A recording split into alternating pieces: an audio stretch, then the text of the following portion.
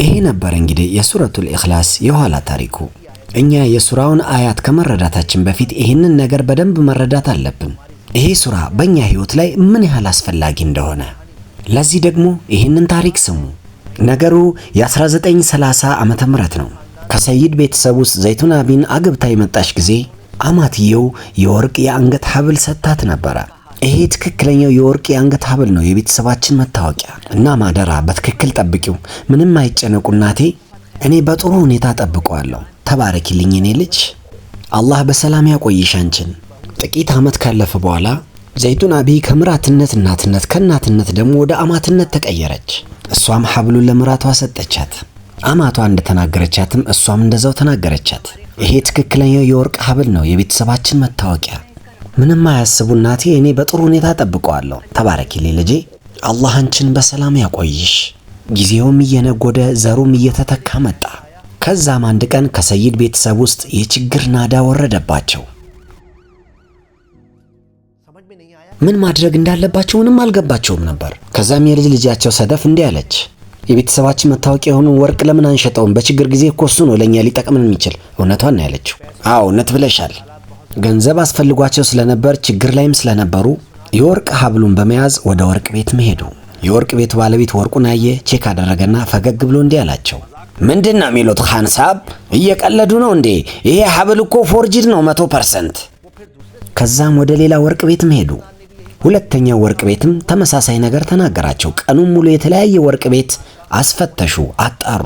ሁሉም ወርቅ ቤቶች መልሳቸው አንድ ነበር፣ ይቅርታ አለቄ፣ ፌክ ነው ይሄ። አሁን አስፈላጊው ጥያቄ ያ ሐብል ለስንት ዓመታት ነበር የሰይድ ቤተሰብ ውስጥ የተቀመጠው? እስከ ዛሬ ድረስ ትክክለኛ ነው ወይስ አይደለም የሚለው አልታወቀም ነበር። የወርቅ ቤቱ ሰውዬ ግን ፎርጅድ መሆኑን በምን አወቀ? ምክንያቱም የወርቅ ቤቱ ሰውዬ ጋር አንድ መፈተሻ ድንጋይ አለ። የድንጋዩ ስም ደግሞ ታች ስቶን ይባላል። ወርቁን ከድንጋዩ ጋር ስትፍቁት ያን ጊዜ ይታወቃል ወርቅ ነው ወይስ ነሐስ፣ ብር ነው ወይስ ብረት የሚለው። ልክ እንደዚሁ ሱረቱል ኢኽላስ የቁርአናችን ተች ስቶን ነው፣ ማለትም እስኬላችን ነው፣ ደረጃችን የምናውቅበት። እዚህ ላይ እናንተ ኢማናችሁን ቼክ ማድረግ ትችላላችሁ። ኢማናችሁ የወርቅ ደረጃ ነው ወይስ የነሐስ ደረጃ የሚለውን ማወቅ ትችላላችሁ። የእናንተ ተግባራችሁ ከነዚህ 4 አያዎች ጋር ካልተገናኘ ምናልባትም እናንተ ኢማን ነው ወርቅ ነው ብላችሁ ያሰባችሁት ነሐስ ሊሆን ይችላል። እድሜ ልካችንን ወርቅ ነው ብለን ያልነው ነሐስ ሆነ አይደል? ምን አለ መጀመሪያውኑ አጣርተን ቢሆን ኖሮ። አሁን ምንድነው የምናረገው አባዬ? ምን እናረጋለን ሸህላ?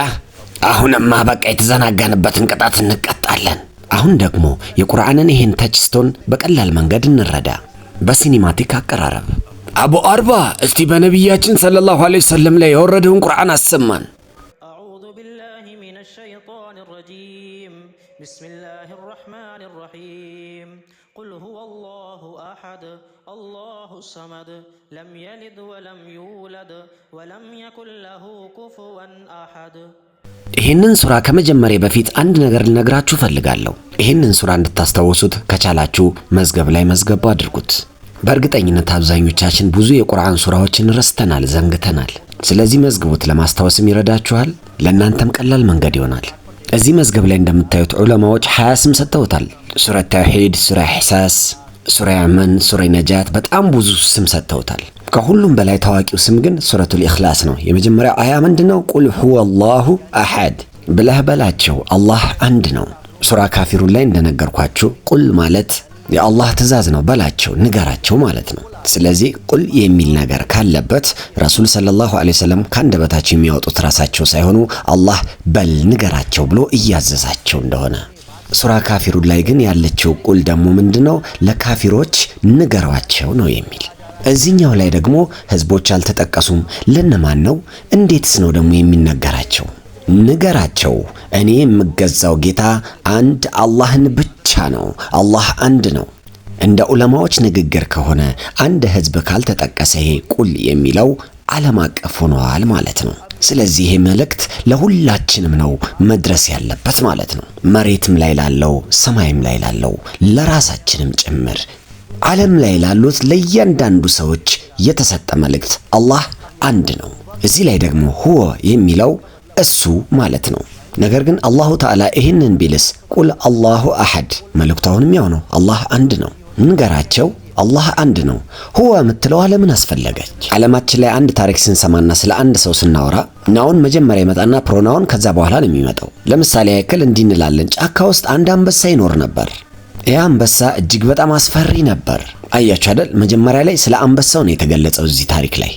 እኔ ግን እንደዚህ ብላችሁ ኖሮስ እጅግ በጣም አስፈሪ ነበር ብላችሁ ፊት ለፊት ያለው የሚጠይቀኝ ማን ነው አስፈሪው ነበር። ልክ እንደዚሁ አላሁ ሱብሓነሁ ወተዓላ ሁወ የምትለዋን ቃል እዚህ ላይ በመጠቀም አስደንጋጭ በሆነ ሁኔታ አላሁ ሱብሓነሁ ወተዓላ ይሄን እያለ ነው። በሚያስደነግጥ ንግግር ንገሯቸው እሱ አላህ አንድ ነው። እሱ ማን?